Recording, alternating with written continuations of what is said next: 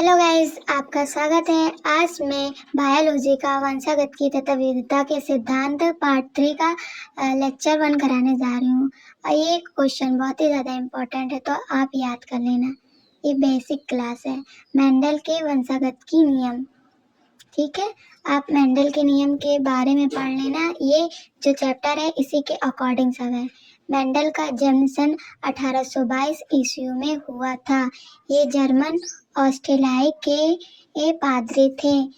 Mendel को आनुवंशिकी के जनक माना जाता है। मेंडल ने उद्योग मटर के पौधे पर प्रयोग किया था। 7 वर्षों तक इन्होंने कार्य किया था। मेंडल जो थे उन्होंने उद्योग मटर के पौधे पर अपना प्रयोग किया था।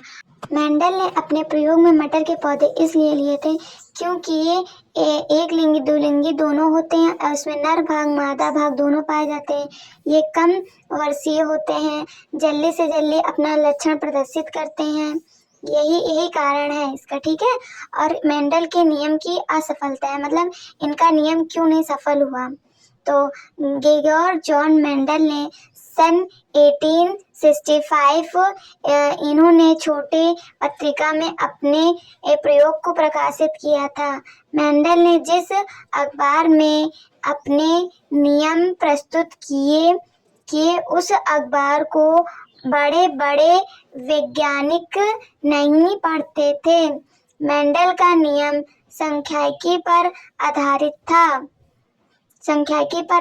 था। मेंडल एक जीव वैज्ञानिक नहीं थे। मेंडल जो थे वो जीव वैज्ञानिक नहीं थे।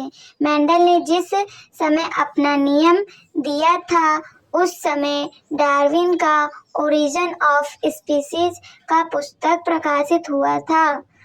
मेंडल ने जिस समय अपने नियम को प्रकाशित किया था उस समय ओरिजिन ऑफ स्पीसीज की पुस्तक प्रकाशित किया था डार्विन ने। ठीक है, मेंडल के नियम की असफलता है। गेगोर जॉर्ज मेंडल ने सन 1865 ईस्वी में इन्होंने छोटी पत्रिका में अपने प्रयोग को प्रकाशित किया था। और मेंडल ने जिस अखबार में अपने नियम प्रस्तुत किए उस अखबार को बड़े बड़े जो वैज्ञानिक थे वो नहीं पढ़ते थे। मेंडल का नियम सांख्यिकी पर आधारित था, मतलब गणित पर। ये वैज्ञानिक नहीं थे, ये गणित के टीचर थे। मेंडल एक जीव वैज्ञानिक नहीं थे, मतलब विज्ञान के टीचर नहीं थे।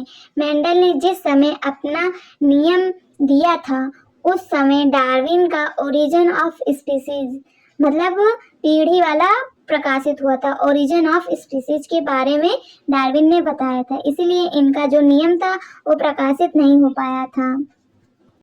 और मेंडल की मृत्यु के बाद 3 वैज्ञानिकों ने इनके नियम को पुनः प्रकाशित किया था। उन वैज्ञानिकों का नाम था हुमो डीवरिज, कार्ल कारेंस, एरिन वॉन शेरमार्क। इन तीनों वैज्ञानिकों ने मेंडल के नियम का पुनर्खोज किया था। ठीक है, 1900 में। ठीक है, 1900 में इन्होंने मेंडल के नियम का पुनः प्रकाशित किया था। आप इसको याद रखना। आशा करती हूँ आपको ये आंसर समझ में आया होगा। नहीं आया होगा तो चलिए एक बार ऊपर वाला और पढ़ लेते हैं। मेंडल का जन्म 1822 ईस्वी में हुआ था और ये जर्मन ऑस्ट्रेलियाई के पादरी थे। मेंडल को आनुवंशिकी का जनक माना जाता था, मतलब पिता माना जाता। मेंडल ने उद्योग मटर के पौधे में अपना प्रयोग किया था। उन्होंने मटर के पौधे को ही क्यों लिया था आपको मैंने बता दिया। मटर का जो पौधा होता है वह 1 वर्षीय होता है और इसका परिणाम यही है कि ये कम समय में ही अपनी पीढ़ी को उत्पन्न कर देता है, मतलब जल्दी से जल्दी फल उत्पन्न कर देता है। और मटर का पौधा जो होता है वो कम स्थान भी लेता है, ज़्यादा स्थान की जरूरत नहीं होती इसके लिए।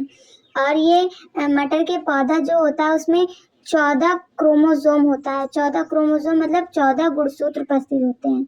आशा करती हूँ आपको ये क्लास अच्छी लगी होगी। अगर अच्छी लगी है तो इस क्लास को प्लीज़ सब्सक्राइब कर देना। आपके एक सब्सक्राइब से हम आगे बढ़ सकते हैं। And thanks for watching. मिलते हैं अगले लेक्चर में।